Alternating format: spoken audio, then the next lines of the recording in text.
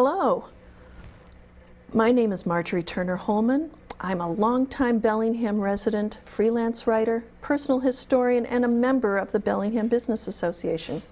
Today, I'm also the host of Strictly Business, sponsored by the Bellingham Business Association. The BBA is a nonprofit organization that supports local business and gives back to the community that it serves. One of my favorite things to do is to listen to other people's stories, so I'm really looking forward to this. Today's guests are Carrie Lemire, on my right, of Sharon Tree Service, and Tim Penza, across from me, of D&T Pest and Termite Control. Welcome, Carrie and Tim. Thanks for having us. Before we get to meet our guests, I want to provide a brief recap of past BBA events. On March 8th, we had a special event with Phil Cicio at Steps Off Broadway, and refreshments were supplied by Aglia Ristorante.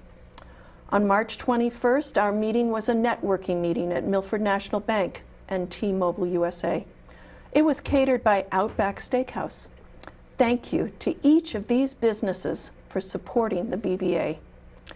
Thank you, Carrie and Tim, for being with us during this segment of Strictly Business, sponsored by the Bellingham Business Association. Let's start with some questions so that our viewers can begin learning about you and your business. First, Tim, and then we'll go to Carrie. Tell us about your background, how you got into your business, and what you love about it. Okay, I've been in this industry now for 27 years. I originally came into this field completely by accident, but it was a good accident. I came out of the Navy seeking a job. I have a degree in hydraulics, so I was supposed to be working on jet aircraft. I was looking for a job, and I ended up talking with a fellow while my car was being repaired that worked for a bigger franchise. So I interviewed, they fell in love with me, and they hired me. I spent 7 years with this particular company. I went from a salesman to a service tech to a service manager, and I went to a smaller company from there. And when did you start your own company? I started my own company in 1997. Okay, you've been in business for yourself since then? Yeah. Okay, and how about your Sharon Tree Service, Carrie? Tell us about how that got started. I'm the manager of Sharon Tree Service. Kevin, who is the owner, he's also my brother-in-law. He acquired the company, was already established by a gentleman named Steve Sharon, and he was friends with him, and they did some work together. Kevin used to do some tree work on the side here and there, and it's a big family business. So basically, he was doing his side work and stuff, and then this gentleman, and he made a deal. The gentleman was getting ready to go off and do other things, and he wasn't looking to have the tie downs of owning a business and all the stress, and it was smaller then, definitely smaller then, and Kevin purchased the business from this gentleman, and it took off from there. And we see your signs all over town. Yes, especially when we had this storm that we had, the last two storms we've had, that probably, that put us in a whirlwind. It was a good whirlwind, something we definitely did not expect, but definitely benefited us, so that's a good thing. Okay. Next, what about the specific types of services you provide, and how do you help your clients?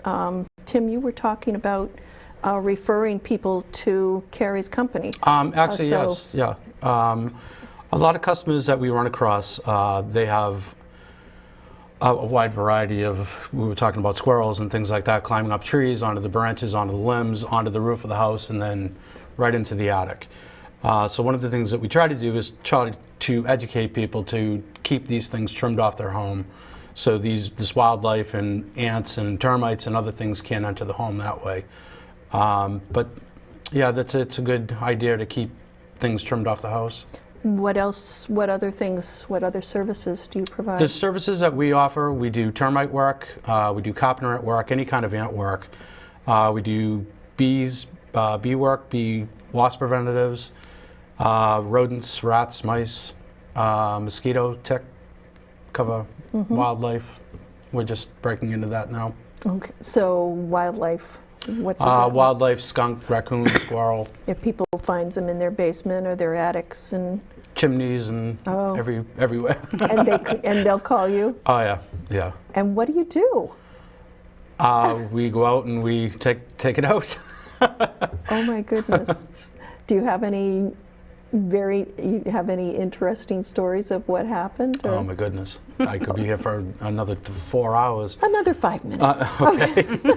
I've actually walked into a home where there were multiple bats flying around. I have the funniest story I have, probably out of everything. I got a call from this gentleman at 11:30 at night, and he was in a panic. There was a mouse running around in his kitchen.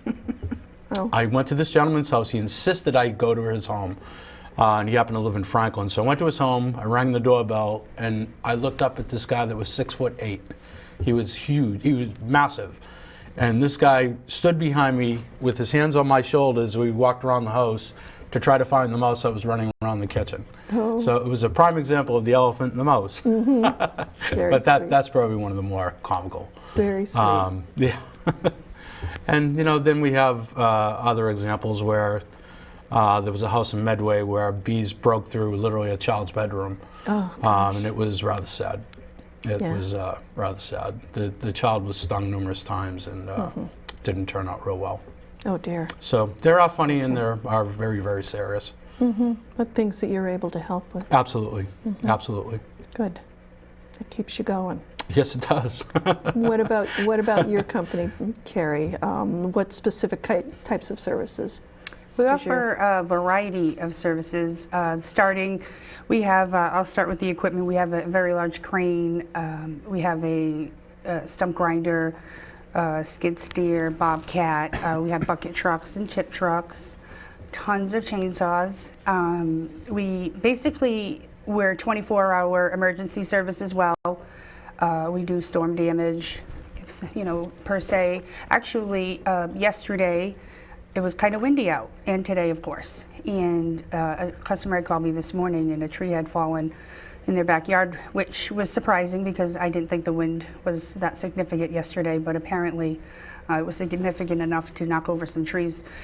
But anyway, we do, in emergency situations, remove trees from homes or cars or cross driveways in the middle of the road. We also do some work for the town. But basically, if let's say somebody's looking to just have some trees pruned up, Kevin is phenomenal when it comes to pruning trees, and it's an art for him. He will, go for an estimate. We offer free estimates, and somebody will call and ask for an estimate.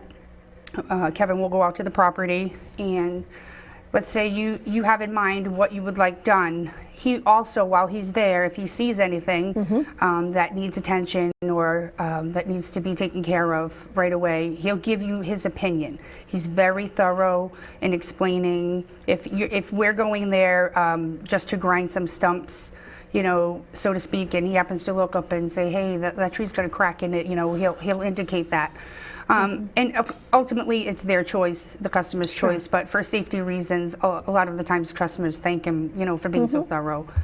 But he does cut down trees and stump grind, and he clears land. Many, many jobs in this industry, types of things to do in this industry, for sure. So you started telling us about one of the people. What other kinds of people and businesses call you and are looking for you? Do you want to go first, Tim?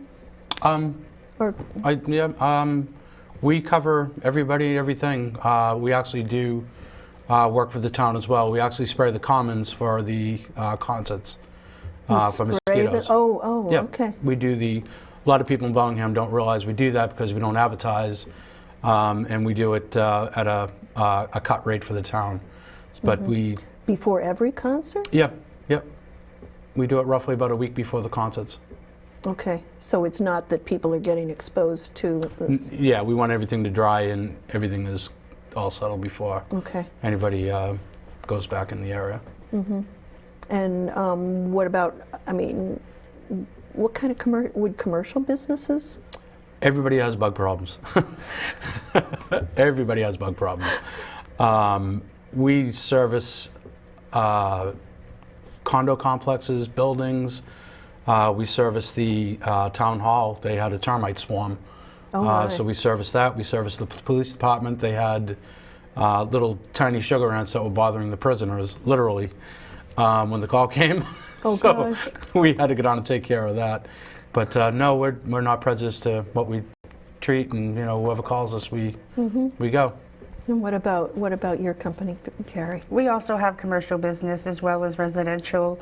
I'm not going to say their name, but we do have a septic company that puts in septics. Well, sometimes depending on where the old septic is, it's not allowed to be there for code reasons. So it has to be moved, and there may be trees there, shrubs there, whatever is in that way as far as trees and shrubbery.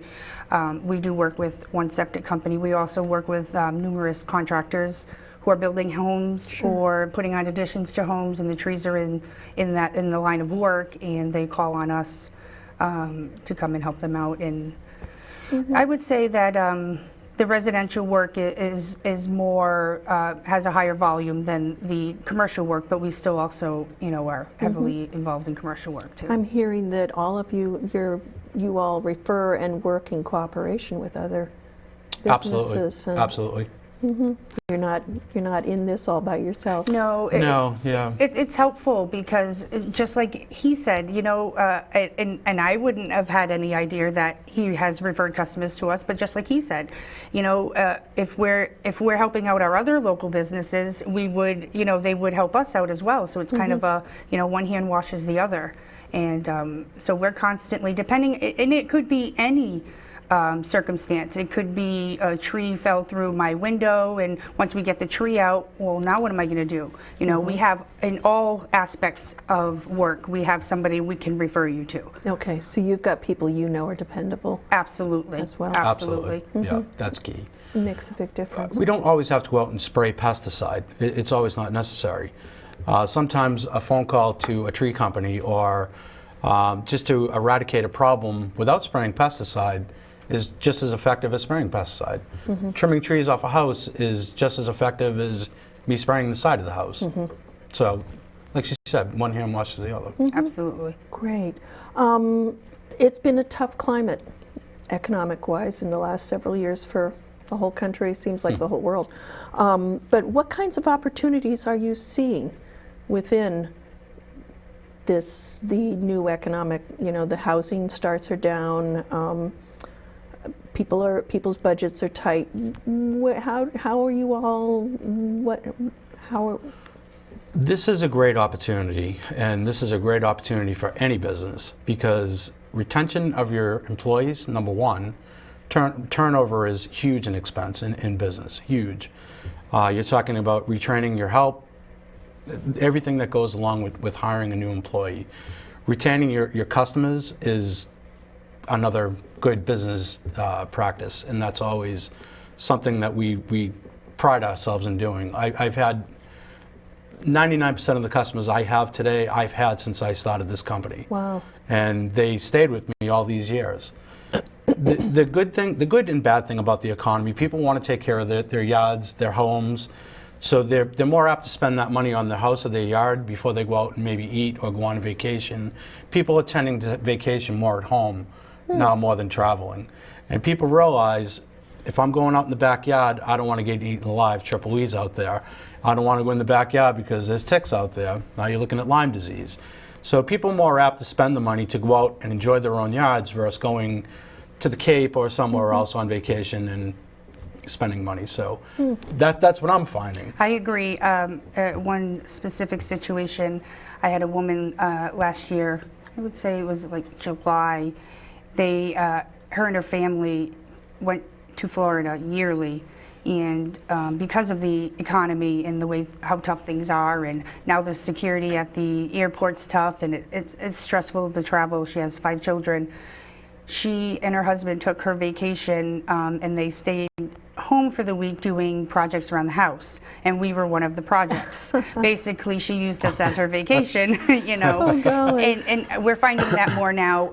As he said, it's tough out there, and we're finding that people are doing more of the necessity work before they are going to do the beautifying your yard work. But we do still have the customers out there that fortunately are not affected by the economy and, you know, can do the work if it's not necessary. It sounds like both of you have employees. Yes. You're not just doing this by yourself. I treasure my employees. My employees are it's a will, and every one of my employees, including myself, are a spoke. And that's how things keep running. My employees are dedicated to me. They love what they do. They love the company. They love the way that we've structured the company. I could not be as successful as I am without my employees. I just couldn't do it. I agree. We the employees are very significant to get a job done, and B, the reputation of your company. With your good employees, we're not behind the scenes, you know, over the telephone, or and no disrespect to people that are, we're not behind a door. We're going to see these customers. We're working in front of them. A lot of cases, the customers, you know, it's their home. They want to be there. You know, they watch. The children enjoy it. Yeah, you know, believe it or not, the children enjoy it. It's Oh, yeah. when we put our bee suits on, people come out and take pictures. It's like the biggest show that you'll ever see. Oh, that's so funny. I always tease my customers, if you come out with a camera, I have to charge you $25 extra for the picture. Oh, too funny. Oh, too But the kids are all in the windows and they're all looking outside. Oh, I'm sure that's you go through the wonderful. same thing. Absolutely. We have To watch a big tree come down, that's we have pretty people exciting. request to come if we can come in the afternoon because their kids will be home from school at that time. Oh, no. You know, hey, people, you know, if you're not in the industry and you don't see that every day, it's interesting to that specific person or Absolutely. children, or Yeah. you know. And then we have some people that are near and dear to trees, and they love their trees, and they're there for a different reason, to make sure that we don't harm any other trees or whatnot. You know, it's amazing what you find out there today. It really is. Is there something else something that people might not be aware of with your business that's involved, whether it's training or whether it's I can start with the training part. In order to do this type of work, you have to be a licensed arborist. Well, I shouldn't say you have to be a licensed arborist to do it properly, and to get the right backup. You need to be a licensed arborist. There are safety classes that we present to our employees, and we require, it's a mandatory attendance, and also Kevin and I will attend some seminars for safety and training, and we have OSHA guidelines we have to follow with a lot of bigger businesses. So, you know, people may not realize it. I mean, just some gentleman off the street can't just, I mean, he could start a tree company, but without the knowledge, it probably won't be very successful. You're talking about 20 and 30 years of knowledge is why he is, successful. Like I said, this was a family business, not Sharon Tree itself, but he came from a bunch of tree Eric, people you're and talking company about, and, okay. you know, that deals with wood. So there's a lot that goes into, per se, doing this work.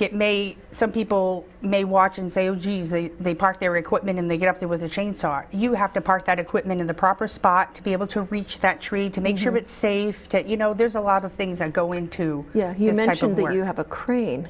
We and have a crane, yes. That's really quite involved. Yeah, the crane does the heavy duty jobs, the jobs where the trees are so massive. We just see our average trees around here, but there can be some very, very large trees. You're talking 4, 5, 6 feet wide, never mind, the ones that you just see in your yard. So, and I agree, our employees are very essential to the company, and I've gotten, within the last 3 weeks, 3 written, which to me verbal is just as good, but I like to show the gentlemen, the guys that work for us, but we got compliments, 3 customer compliments. And people wrote you? Oh, that's huge. That is huge. It is huge. Yeah. And I hang them, I make a copy of them, and I put it in with their pay, with their paycheck, so they can see too, because you know what? I like to get a pat on the back every now and then, Absolutely. and so shouldn't the people that are making the money for us. They're there doing the job. So the customers are relying solely on them. Oh, nice. So it is nice Sometimes to hear that. that's bigger than a raise. You're absolutely right. Absolutely. You're absolutely right. I agree. It's quite an attaboy. It really is. And what about you, Tim, for what I are belong the to 2 things that we might not associations. be aware of? Or? I do belong, we talked about training. I belong to the New England Pest Control Association and National Pest Control Association, along with my license and the license that my employees maintain. It's multiple hours. These are state licenses? They're state licenses. They are state mandated. They are guidelined by the FDA and EPA. There are multiple class hours that we need to maintain per year per license. To put that into more category for you, a termite license would be separate from a general pest control. So you would have to have so many more hours of training for that particular type of license. On an average per tech per year, class time averages roughly about 24 hours a year of class time. So with that comes more success, more knowledge, more things that we can pass on to our customers, and keeps us up to date on changing guidelines through the APA and the FDA.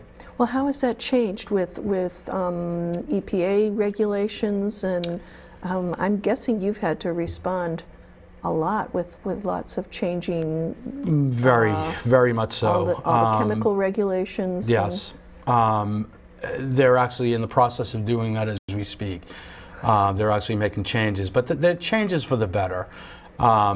You know, again, years ago when I started this, it was old school. And what I mean by that was we were dealing with chlordane, malathion, things that would kill you just, you know, in and around your yard. It's not healthy at all for anybody. It was a lot of cancer-causing ingredients. So they've done away with a lot of material. They've made our training better, which makes us better people, better applicators, the environment sound. We're now trying to protect the bees because the bees are dying off in huge numbers. Yeah, so we're trying to be very, very careful. We're very diligent as to how we apply, where we apply. So those are some of the things that we do behind the scenes that people probably not aware about. And when you find bats, you know, you have a hang-up of bats. I love bats. I love bats. Bats it's a very sensitive area. It's a very, very sensitive area. You can't relocate a lot of wildlife. So really what you can do is capture it, walk it out the door, and let it go. And a lot of times when you do that, it has a tendency to go from the front door back to the chimney. So. Just like a squirrel. Oh no! It's very. Sometimes it can be very difficult. Sometimes it can be very, very difficult. Fun fact: you're supposed to take a squirrel 7 miles away. This is what we heard anyway. 7 miles away. Actually, it's 50. 50 miles? Oh, geez. Otherwise, it will find its way right back to that front door. Oh no! Absolutely, and you wouldn't. I would have never known that, and who would have thought that a squirrel can be that intelligent? So. Mother Nature has a sense of humor. Oh, that's too in many funny. ways. Oh, this is too funny. You all are wonderful. Thank you. And what's the best way for our viewers to know the best? What's the best way for them to contact you? The best way to contact us is just to call us. Our phone number is listed on the screen, I believe. Just tell it straight. All right. I think it will be listed at the end. Okay, we're located in Bellingham off of Pulaski Boulevard. We have a statue out front, the big tall bulb onion with an axe, and it's 1060 Pulaski Boulevard. Our phone number is 508-883-8823. And also our email. Just say that once more slowly. Sure, yeah, I tend to ramble, I apologize. The phone number slowly. The phone number 508-883-8823. Great. And also you can reach us email. It's SharonTreeService@yahoo.com. CHARRON? Yes. Okay. And you, Tim, how's the best way to reach you? I can be reached several different ways as well. My website is dtpest@comcast.net, or I can be reached at 508-966-4470. Very good. All right, with the time remaining, I want to let our viewers know about some upcoming things that are going to be happening with the BBA. On April 18th, there's going to be a meeting at the Bamboo Express on North Main Street starting at 6 p.m. This is our monthly meeting. And the focus of the meeting will be town government with Dennis Frayne. We're going to hear Bellingham updates, have elections, and Ann Odebation will be there to swear in the new board for the BBA. And for more information about upcoming meetings, other events, and the BBA, we encourage you to visit our website at www.bellinghambusinessassociation.org. And in closing, I want to thank Carrie Lemire of Sharon Tree Service and Tim Penza of D&T Pest and Termite Control, Inc. for being our guests today. Please check back in for the next edition of Strictly Business coming here in May. Thank you.